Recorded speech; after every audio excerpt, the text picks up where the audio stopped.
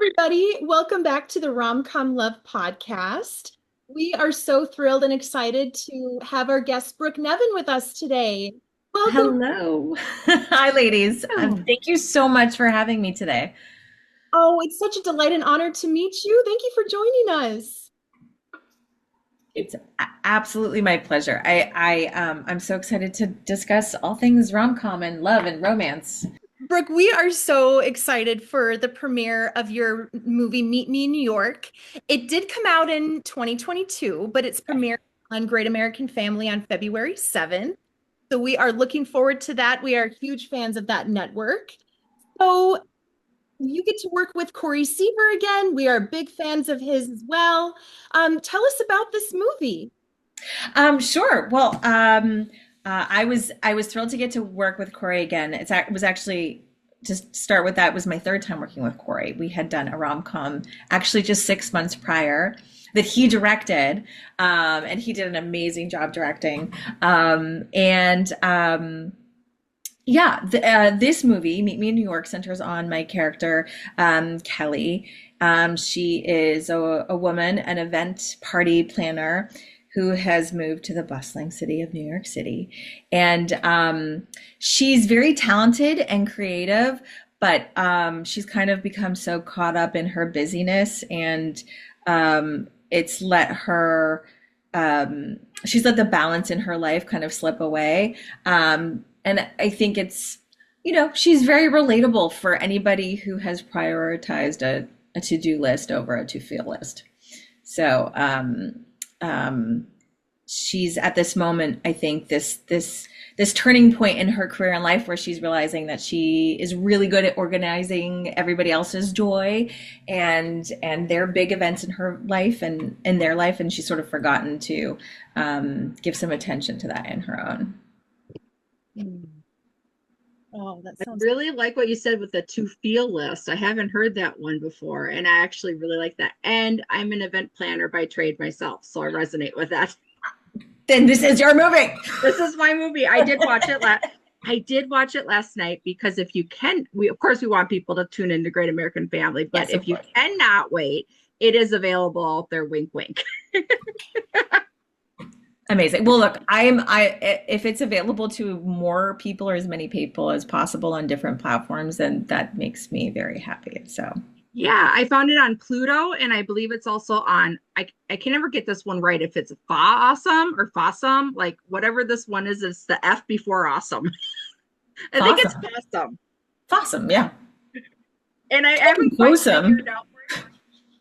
I don't know. I can't figure out where they're going with that one, but there's a lot of goodies you find on there. So Is there like a tie-in with Bob Fosse, the choreographer? And no, no, no. Okay.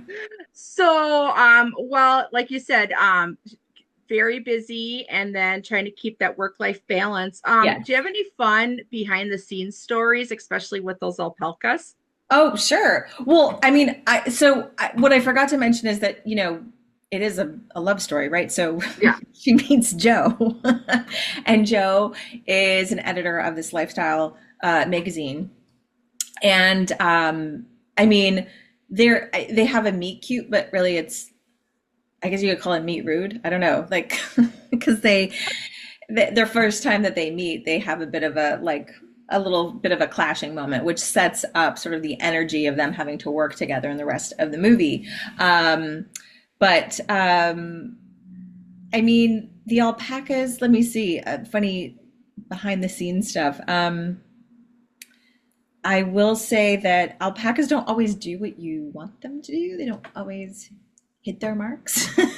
So there were a number of times where we're like filming at a certain part in the fence, and the sun's a certain way and the cameras are set up, and you want the alpacas to hit their marks and stay there, but sometimes we have to we're going to shift the scene over this way. No. Okay, like this is the spot.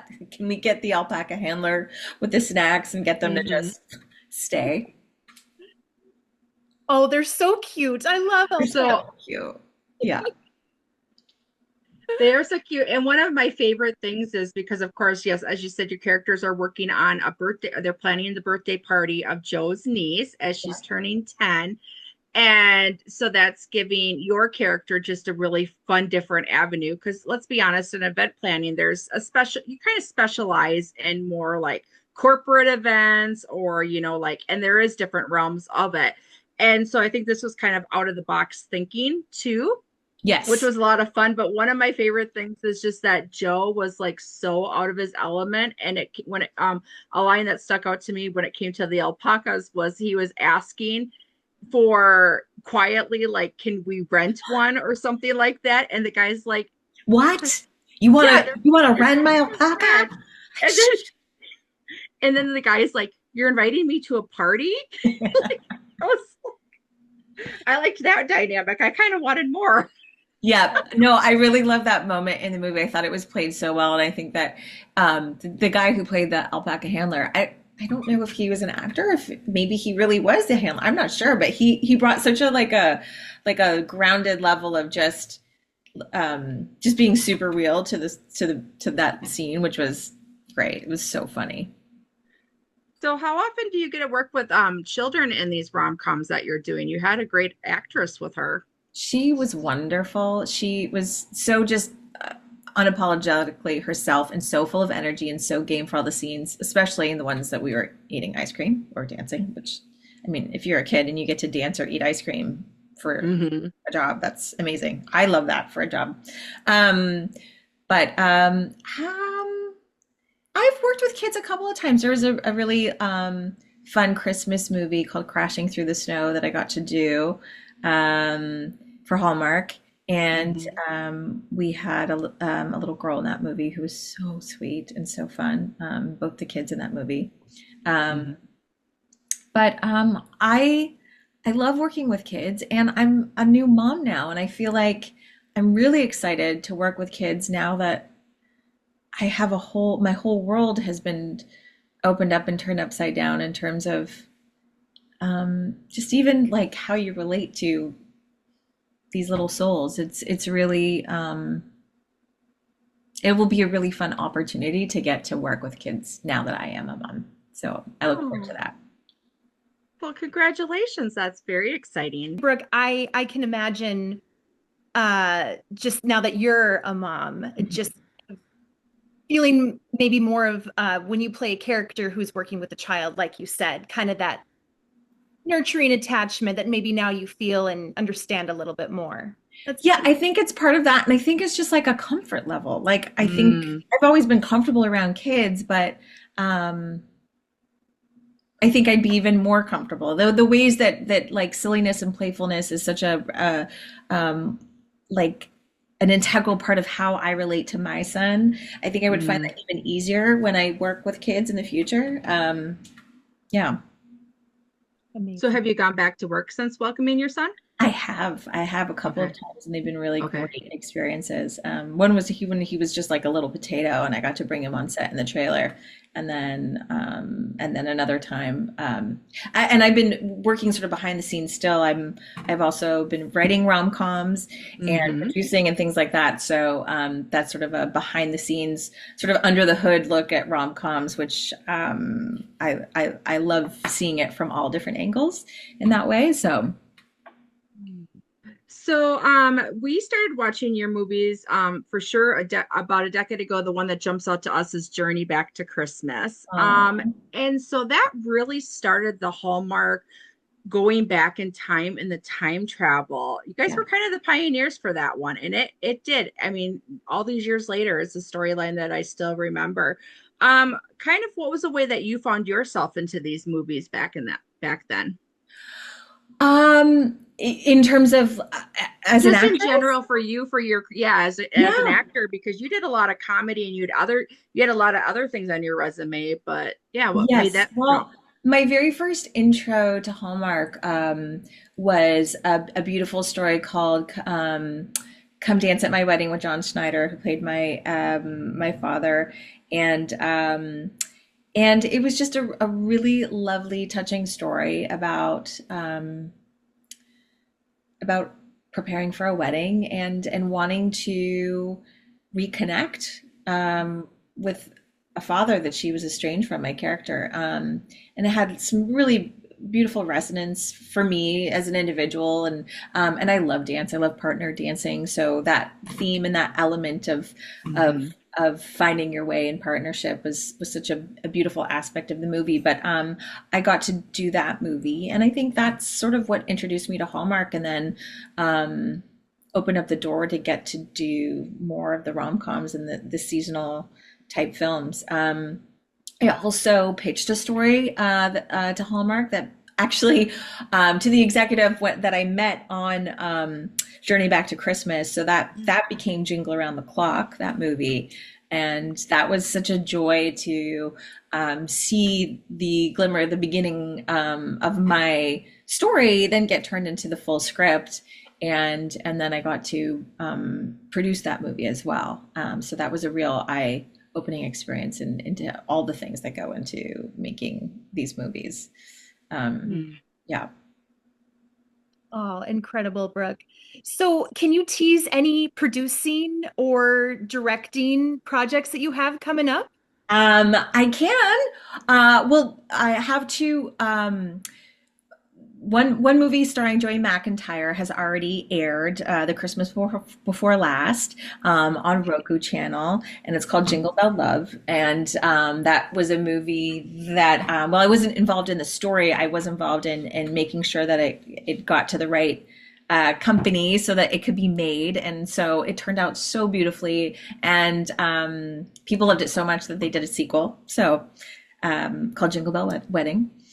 So that's something that can be watched over the holiday time. And I have a Valentine's story with a partner, writing partner of mine. So we are hoping to bring that to Hallmark, or, we'll see where it goes. But it's a really lovely Valentine's themed rom-com, which I haven't seen a lot of. So I feel like it would fill a little niche in this space that doesn't feel too saturated yet.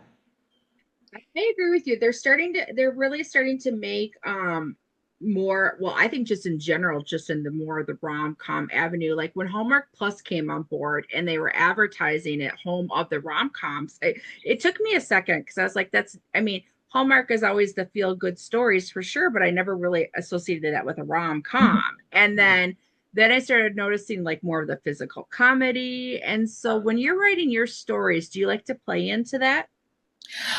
I try and think about what would I love to do as an actor? Mm. So from that angle, also what would I want to direct? What would feel fun to direct?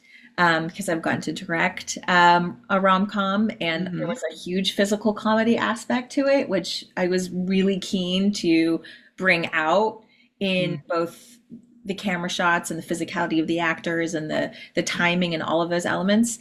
And and then I think about it like, what would I think the audience like to see? And I mean, look, one of my favorite movies, rom-coms, is French Kiss with Meg Ryan.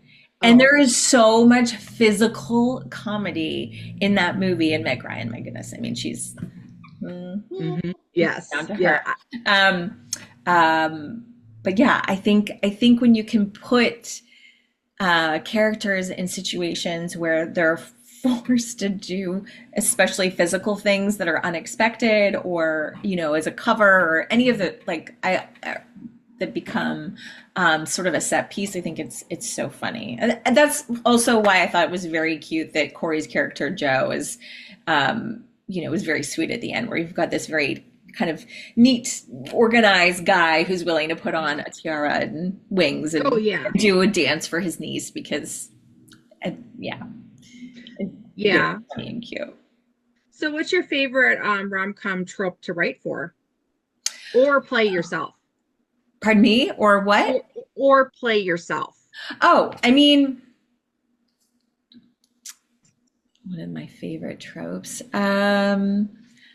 I do love the idea of a second chance type trope. I love the idea of seeing two people come together that have a really rich history and have gone on different paths and then come together with the seed of who they are. And there's that connection that they, that lit the spark at the beginning, but how the rest of their lives, as they've experienced it separately, have informed who they are. And, you know, what are the pieces of themselves that they want to return to, and what have they learned along the way that make them maybe even readier to fall in love or better partners. Um,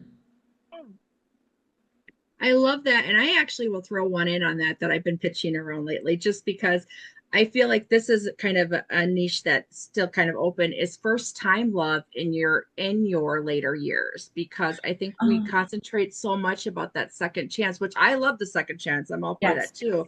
But I think that there's just something about the same thing of the growing of whatever reason life didn't turn out the way that you wanted, if that's the case, or the growth that you've done that brought you to that place in that certain amount of time. Because one of the reminders I get told a lot is just like, you're the only one who's putting limitations on your life. And I started thinking about that even in the romance department too, because I was like, for me it was kind of like, oh, I'm not going to do any more like back in the day like eHarmony and stuff like that. I'm like, I kind of felt like for me it was like, I don't want, I guess this is honestly true, with pain for rejection, where you're Yeah. just like, if nothing really happened from it. And so then you're kind of like, and I work from home. And so my chances of meeting people are really slim. And so it was kind of like, I put a stop to it. And then I will say it, I'll be honest, my therapist was kind of like, you're the only one limiting yourself, that love still can walk through that door. And Absolutely. I hadn't thought about that. So I'd love to see more of those kind of stories that I feel, because I'm in my mid 40s, and Mhm. all my friends are, if they're, either happily married for so many years, or themselves are on their second marriage and their second chance. And I'm kind of like, where's my story? So I'm going to pitch that one. I love that. I mean, honestly, it's resonating so deeply with me. And I think that's a really beautiful lens to look at the idea of love, and um, what a heart has to offer. I mean, especially hopefully one that hasn't been broken too many times, but just how much love we all have to give at any point in our lives. I mean, that doesn't go away. Yeah, Yeah. we'll see. Okay. I love that. I'll keep you informed. And then maybe that'll spark something. Yeah, absolutely. Um, yeah, I mean, I love playing in this world in general, and I love intergenerational rom-coms too, where Mm-hmm. you see I guess I'm thinking of right now, one that comes to mind is Love at First Sight. It came out on Netflix, but there is a whole other world behind it that has this intergenerational love story. Um, Mm. and it kind of brings in some of the whimsy and humor and sentimentality that you'd get in like a Richard Curtis film. Um, Mm-hmm. but I do love stories that sort of hop around, where you can see love stories at different parts, different seasons of their life too, of the different Mm-hmm. characters. Um, yeah. Absolutely. And Brooke, I just have to say that's something that I've really enjoyed about characters that you've played, especially in your Hallmark movies. The very first movie I saw you in is it the 12th Date of Christmas? Yeah, on The 12th. the 12 cards of Christmas. Oh no. I think so. I apologize. I should know. I should know too. This is when you IMDb. But Continue.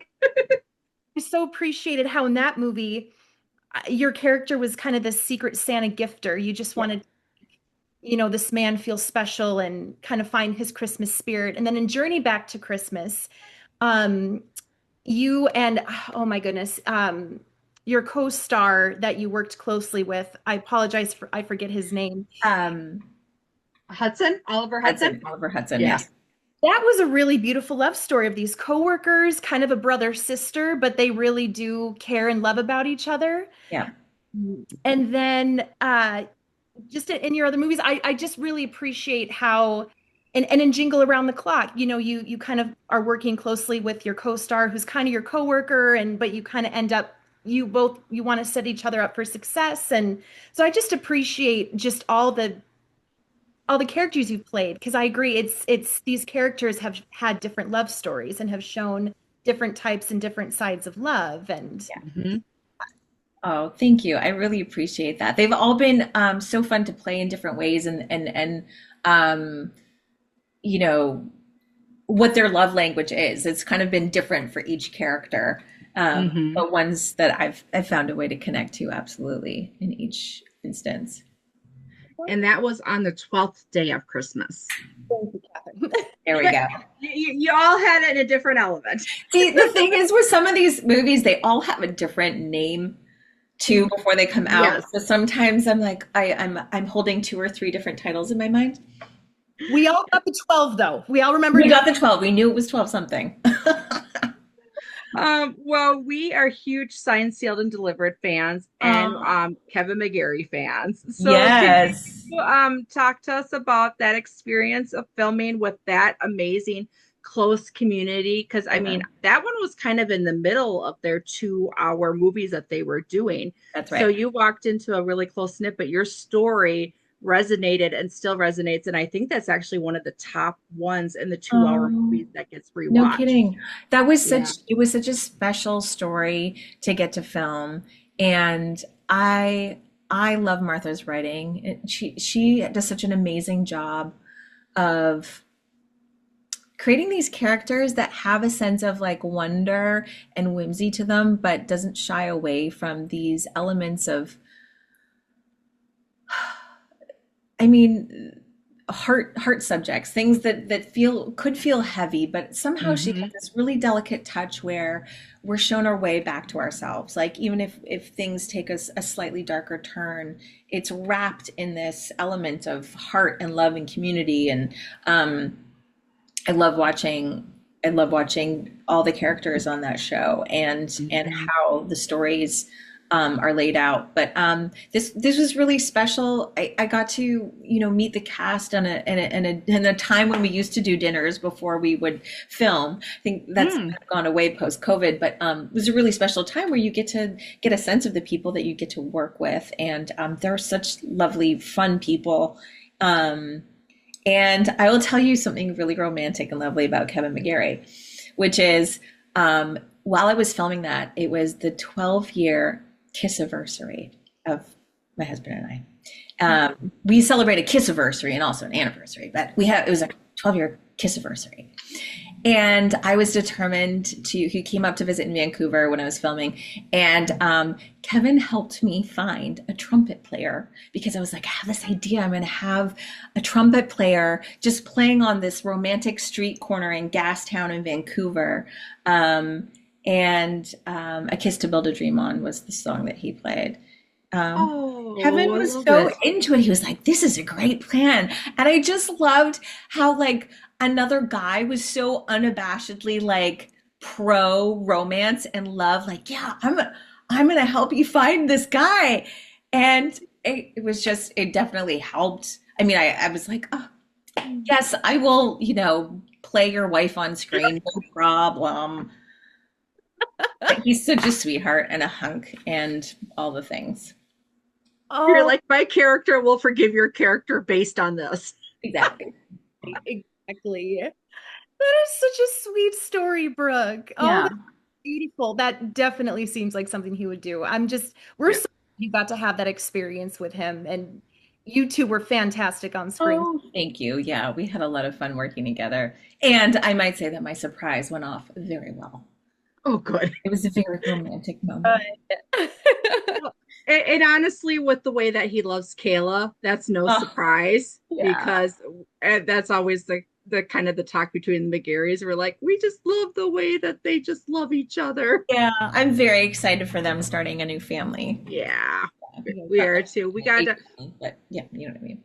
We were at Kansas City's Christmas the weekend of the What Calls the Hearts cast. So but yeah, basically like I can only imagine the amount of gifts that they were given. And then when Chris McNally announced his baby, we're like, you didn't tell us ahead of time. You could have had only a gazillion gifts. So I'm sure that they still had to get quite a few shipped because everybody is so excited for them Sure. and for It's Ben and amazing. Aaron and yeah. But no, You that love totally doesn't surprise us. I love there's a whole new generation of like mini Hardys. Like Yes. they should, I mean, not that they'll, but it would be fun to go like what's the younger version of like the origin stories or something, I don't know, of all those characters. Oh, to see them in their younger years before they made it to Hope Valley. Yeah. That would be That fun. would be fun. I'm actually very curious of how they're going to do this 1874 because that's Hope Valley. That they have Benjamin Ayres and Bethany Joy Lenz, and Oh. because the interesting part that for us is kind of like Hope Valley wasn't Hope Valley right away. It was Coal Valley, and so was it even Coal Valley went? And so it's just interesting how we're anxiously waiting to see how they maybe intertwine them because it's the same showrunner developed that was the showrunner for the mid like episode seasons like 3 through 7 or something like that of One Calls the Heart. So there's that history all in there. So I think you're onto something though. I think that there's definitely room for that. Absolutely. And the multi-generational, like you said, love stories. And one of the favorite stories for everybody on that show currently, with this last season was that their doctor never found, or not that she still can't, I'm not going to say never, that nothing was working out in the love department for her. And her new love now is this daughter that came into her life unexpectedly. And that, and that is its own love story in a way. And it was a perfect fit for Andrea Brooks in real life, being such a, mom of little ones. And so it's fun to see that be able to play off. So, Oh, I can't wait to see. I haven't seen that. I haven't seen that storyline, so I'll have to check back in and watch that part. That one was that last season or 2 seasons ago? That I think that was season 11. It's hard to believe they're into season 13 now. I Going know. on to 14. It's amazing. It's incredible. It is. Well, let's end with a few rapid fire rom-com questions. So favorite rom-com you said was French Kiss. What other ones are like in your top 5? I gotta go with Pretty Woman. Okay. Awesome choice. It's one of those movies that I, watched a lot in my teenage years. I just love Julia Roberts. But speaking of Julia Roberts, Notting Hill and Richard Curtis, my goodness. And what else? Oh, also About Time. That's that one. That is a great one, Brooke. It's a time travel one, Catherine. It's about time travel and a very intergenerational element to it. Yeah, that's a really special one too. Who's in that one? That is Rachel McAdams? Rachel McAdams and oh gosh. I think I can't remember if I've seen it, but I do know that I do know what you're talking about. First thing I always think about with the Rachel McAdams, besides The Notebook, is the one that she with Channing Tatum, where when she had a car accident, and he every time he made her, like how to re-fall in love with him. I'm like, that is the best love story ever. Domhnall Gleeson. There we go. Okay. And then favorite rom-com leading man. Favorite rom-com leading man.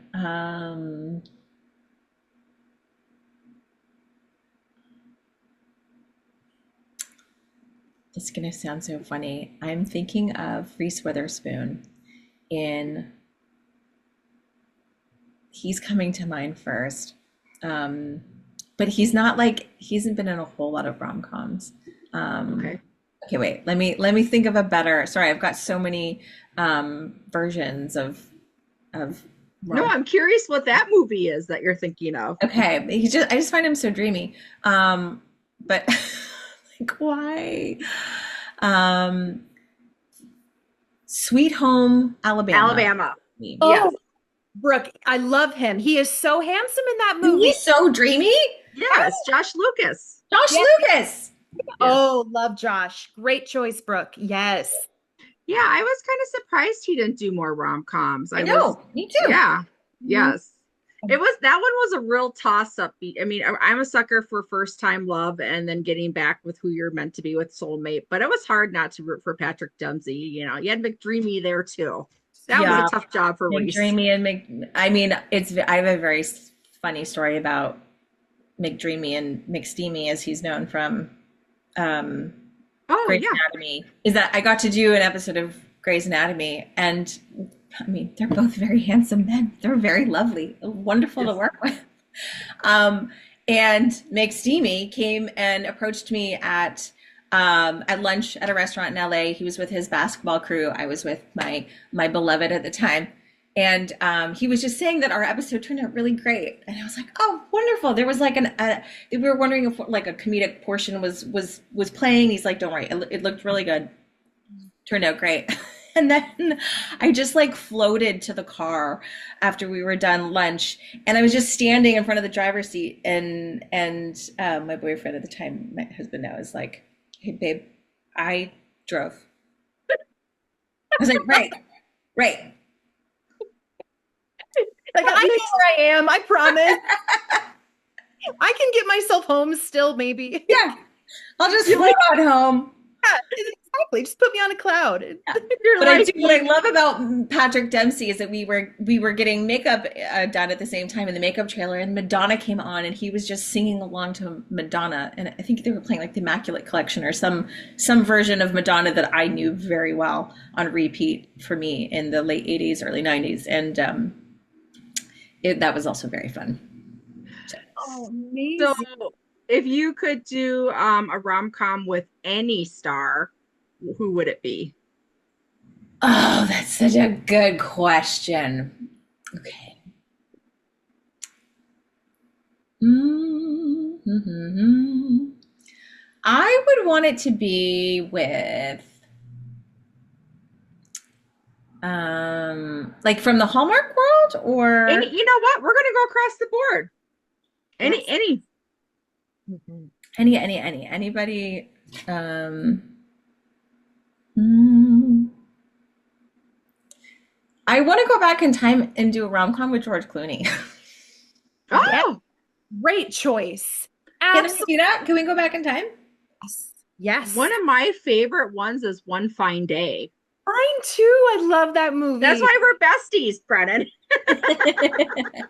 That was one of the first movies I saw him in.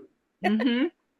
I just watched him in Jay Kelly, and he just exudes. You just can relax into watching a movie star in that way. Mm-hmm. You know what I mean? Yeah. So Yeah. I just don't think he would be that hard to fall in love with on camera. He's very cool. Just Yeah, but I would want to do something where like he's forced to do a lot of physical comedy. That's fair. You know, like something where I he's just- like that really breaks that like that super polished George Ooh. Clooney thing, you know? Yes. yes, love that. Well, I was just going to wrap it up by saying that basically you'll do a rom-com with any TV doctor. Perfect. I don't think you can go wrong with a well-known TV doctor. Absolutely not. I mean, maybe, oh my gosh, what was Patrick Harrison's when he was a doctor? Oh, Doogie Howser. Yeah. Mhm. You know what? Let's see what Doogie Howser looks like as an adult.